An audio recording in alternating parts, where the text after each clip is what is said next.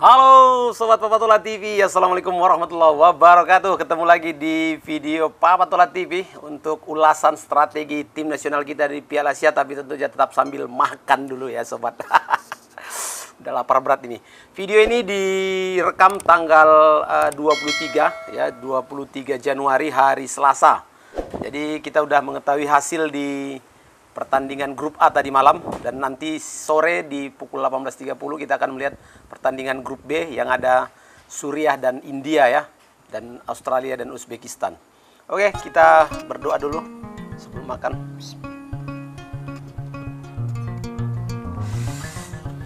Oke sobatku, menu kita hari ini spesial lagi ya, dari Bunda Tola. Masakannya lagi mantep lagi nih. Nah ini dia. Ini makanan khas Tapanuli ya sobat ya, ikan asap digulai, kacang panjang. Aduh tumpah sobatku, tapi nggak apa-apa. Wow, kuahnya merah menyala sobat, merah timnas Garuda yang akan menghadapi Jepang nanti ya.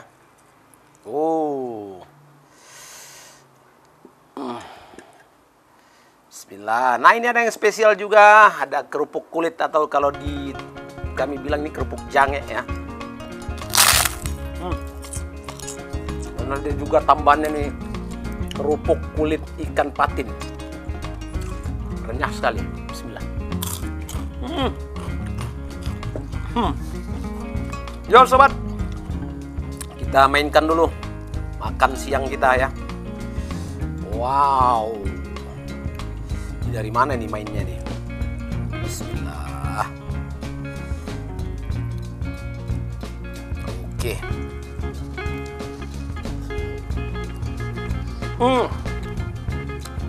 Kuahnya sobat.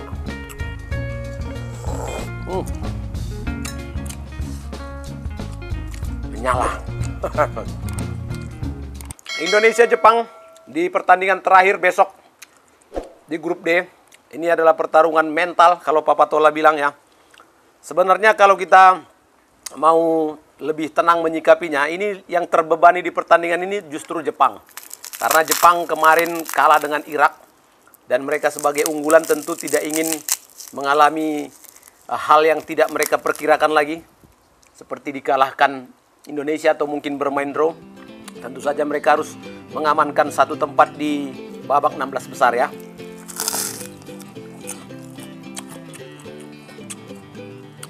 Bagi Indonesia ada peluang untuk lolos melalui jalur peringkat 3. Bila ada nanti Suriah dan India bisa bermain draw, kita akan aman karena tadi malam pertandingan Tajikistan dan Lebanon berakhir dengan kemenangan Tajikistan, dan Cina dikalahkan oleh Qatar. Itu yang membuat Indonesia masih di peringkat 3 ya, di jalur peringkat 3 terbaik.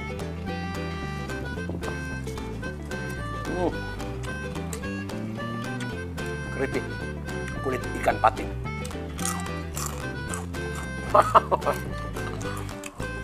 Nikmat sekali sobat. Papa Tola menilai bahwa pertandingan melawan Jepang kita tidak boleh tergantung dengan apapun hasil pertandingan di grup lainnya.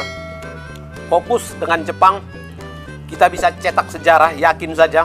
Kalau bermain dengan tenang, ambil pelajaran dari permainan Irak versus Cina dan juga Vietnam menghadapi Irak versus Jepang, di mana mereka bisa memenangkan pertandingan, dan juga Vietnam meskipun kalah tapi mereka bisa cetak 2 gol. Yang pertama pelajaran adalah Jepang, Irak dan Vietnam sama-sama bisa mencetak gol di babak pertama dalam kurun waktu 20 menit. Berarti inisiatif serangan diambil oleh Irak dan Vietnam. Indonesia melakukan itu juga. Jangan sampai konsolidasi barisan pertahanan Jepang lebih dahulu sebelum kita bisa merebut gol pertama. Artinya Indonesia jangan di awal babak jangan langsung melakukan defense. Ini akan membuat nanti Jepang merajalela menguasai lapangan tengah.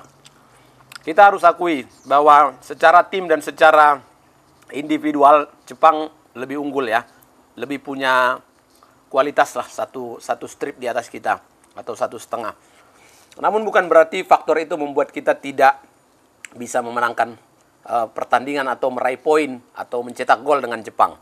Wah, ada yang lupa sobat. Ini bukan pajangan ya, ini kecap Tapanuli nih. Walaupun yang buat di Langkat, tapi orang Tapsel paling demen dengan kecap asin ini.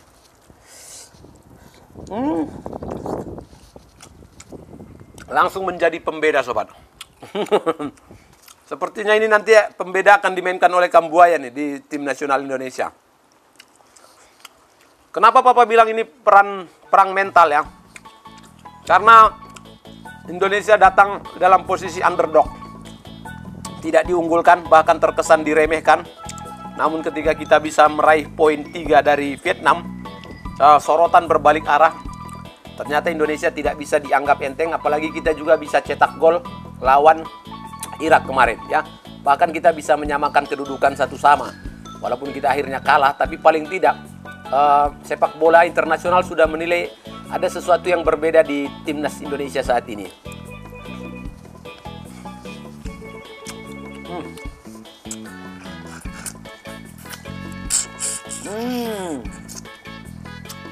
Nikmatnya makan ikan sale gulai ini sobat. Salah satunya adalah dengan apa ya, mengisap apa nih, kuah-kuahnya yang ada di kepala. Wah, sedap sekali sobat. Jangan lupa kita siramkan. Sepertinya kalau kita dapat poin dari Jepang, ini akan semakin menggila.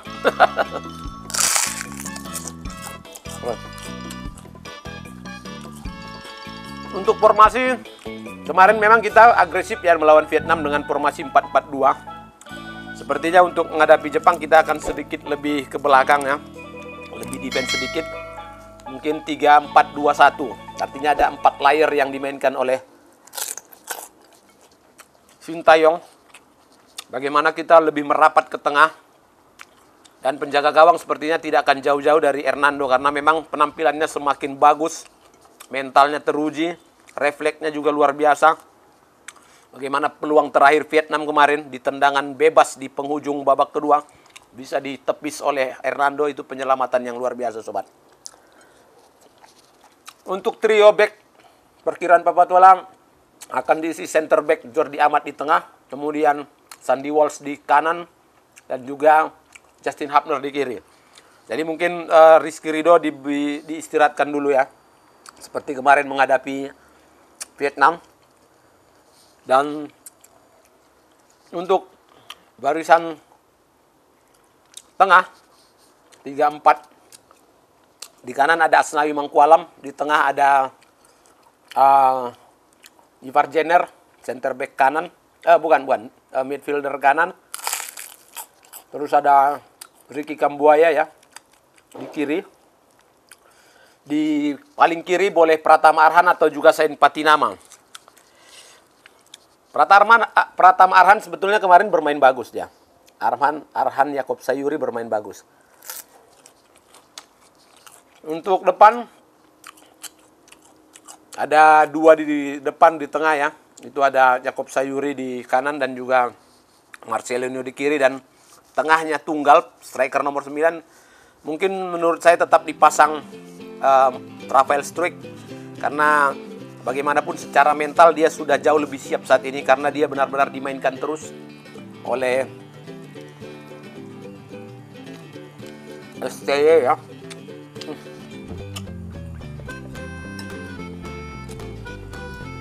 Meskipun memang Struijk harus bekerja keras saat ini karena dia akan bermain tunggal. Kemarin dia masih ditopang oleh second striker Egy Maulana Fikri dengan formasi 4-4-2. Namun begitu pun kita kan bisa melihat bagaimana kelincahan Yakob Sayuri dan juga skillful dari Marcelino Ferdinand. Mudah-mudahan saja memberikan hasil positif. Saya nggak bisa sebenarnya mengomentari permainan Jepang ya, karena sebenarnya Jepang itu kalau mereka mengeluarkan kemampuan terbaiknya, rasa-rasanya tim Asia mana sih yang bisa meladeni mereka kecuali mungkin Korea Selatan ya, atau juga Arab Saudi. Yang kita harapkan hanya adalah semangat dan patriotisme dari tim nasional. Itu yang akan menutupi semua kekurangan kita nanti, sobatku. Pantang menyerah, tidak takut duel. Karena kalau secara teknik taktikal, kita tentu saja pasti akan didominasi oleh Jepang. Bagaimanapun Jepang tentu masuk ke 16 besar dengan perjuangan ya. Mereka juga tidak mungkin mengambil jalur peringkat 3. Harga mati ya. Kalau mereka tuh menang itu harga mati bagi mereka menghadapi Indonesia. Namun kita juga siap untuk mencatat sejarah. Bagaimana nanti Indonesia bisa mempermalukan Jepang di turnamen ini. Karena banyak contoh sudah ya. Tim superior bisa dikandaskan oleh tim inferior. Sudah terlalu banyak contoh-contohnya. Yang paling terbaru yang kemarin lah, yang Piala Dunia ya. Di mana Arab Saudi bisa mengalahkan Argentina. Meskipun kemudian Argentina yang menjadi juara, paling tidak di pertandingan penyisihan grup, hanya Arab Saudi lah negara yang mampu mengalahkan Argentina.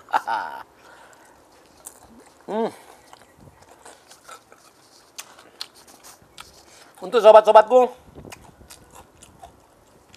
silakan kalian komen di kolom komentar strategi apa yang paling pas untuk Indonesia di pertandingan nanti. Namun tetap doakan, berikan dukungan. Indonesia bisa lolos dengan perjuangan sendiri. Tidak harus terlalu berharap dengan hasil di pertandingan grup lain. Meskipun begitu nanti malam kita tonton juga ya. Suriah menghadapi India. Kalau memang hasilnya nanti malam draw, memang Indonesia akan lolos. Tentu saja pertandingan besok akan lebih bagus sebenarnya. Karena secara mental Indonesia sudah tidak terbebani lagi. Begitu juga dengan Jepang. Ini kerupuknya kita hajar dulu sobat.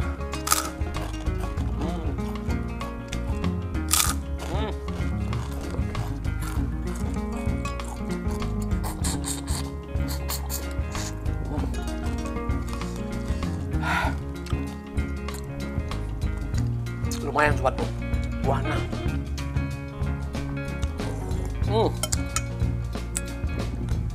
Enak sekali. Yo sobat-sobat Papatola, itu dia analisis dan ulasan sedikit strategi Indonesia menghadapi Jepang. Mudah-mudahan hasilnya terbaik. Indonesia siap melangkah ke babak 16 besar. Sampai jumpa sobatku di video-video lain. Berikan dukungan untuk channel Papatola TV. Jangan lupa subscribe, share, like, dan komen. See you.